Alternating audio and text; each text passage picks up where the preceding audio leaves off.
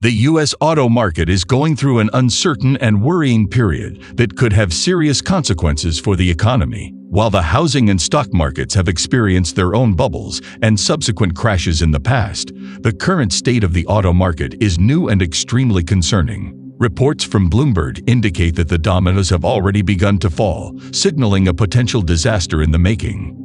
One of the primary concerns in the auto market is the increasing number of Americans who cannot afford their car payments. According to data, more Americans are struggling to make their car payments now than during the peak of the Great Recession. This is unsurprising, given that interest rates are currently at their highest levels in 15 years. These high rates have made auto loans too expensive for millions of Americans who are already struggling financially.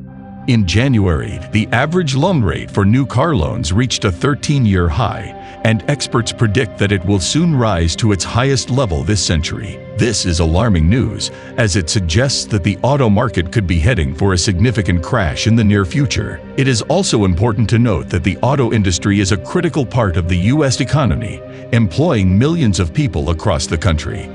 The high interest rates and inability to afford car payments are not the only factors contributing to the instability of the auto market. There are also concerns about overproduction and declining demand for vehicles. The industry has been pumping out more cars than the market can sustain, leading to increased competition and lower prices. This has put pressure on automakers to cut costs, which has resulted in job losses and plant closures. Another factor that is contributing to the crisis in the auto market is the growing popularity of ride-sharing services like Uber and Lyft. Many Americans are opting to use these services instead of purchasing their own vehicles, which is putting further strain on the auto industry.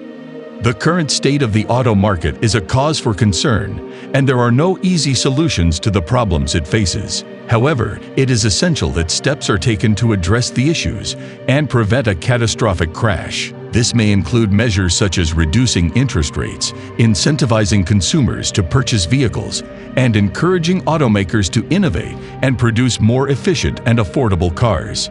However, something was missing. If so many subprime borrowers were saddled with record amounts of auto loans, why didn't defaults spike already? Yesterday, Bloomberg exposed that the calm before the storm was actually briefer than we all thought. On Friday, one of the most famous used car retailers in the United States and subprime auto lender American Car Center suddenly shut down all of its operations, closing all of its 50 dealerships across 10 states. The used car retailer, owned by U.S. hedge fund York Capital Management, used to target consumers regardless of their credit history, and its clientele was mainly formed by subprime borrowers. At the end of last week, it sent another email to employees warning that the firm was being shut down permanently, closing its headquarters in Memphis, Tennessee, and that all staff members would be terminated by the end of the business day.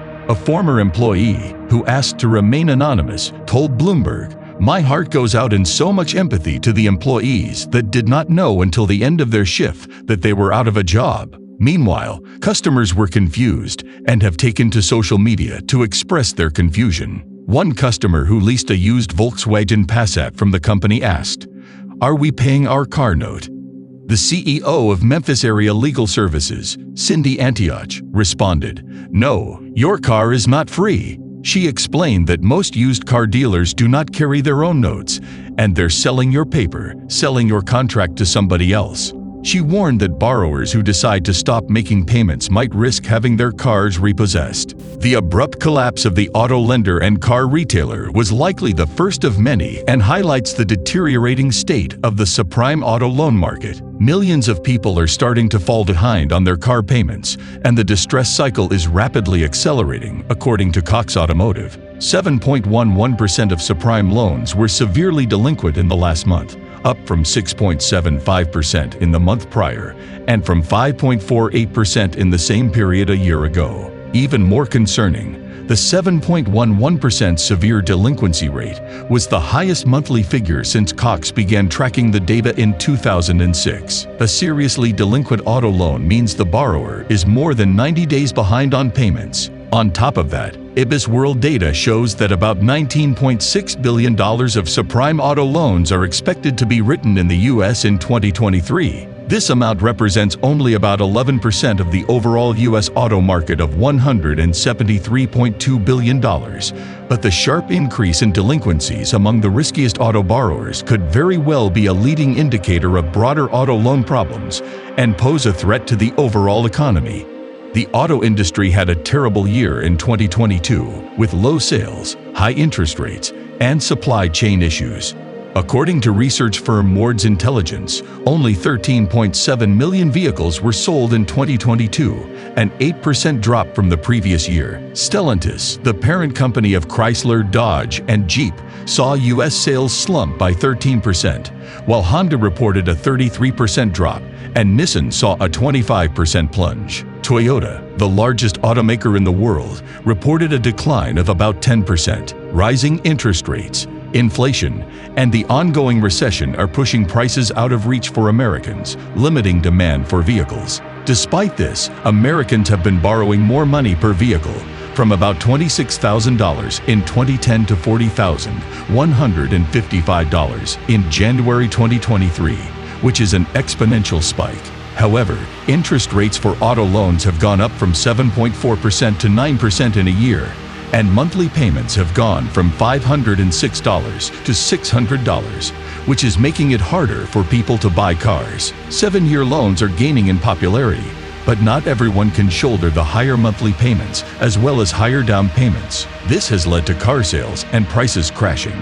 Auto loans have long been a bleep show, with long-term high payments and predatory lending tactics dominating the industry for years. A terrifying study from Consumer Reports found that the auto loan market is poorly regulated and is like the Wild West, with every participant in it for themselves. The credit score doesn't necessarily dictate the terms of the loan offered to borrowers. Among subprime borrowers, about 50% of loans exceeded the 10% threshold for the percentage of income that should be spent on an auto loan. Underwriting standards for auto loans are often lax, with lenders rarely verifying the income and employment of borrowers to confirm they had sufficient income to repay their loans.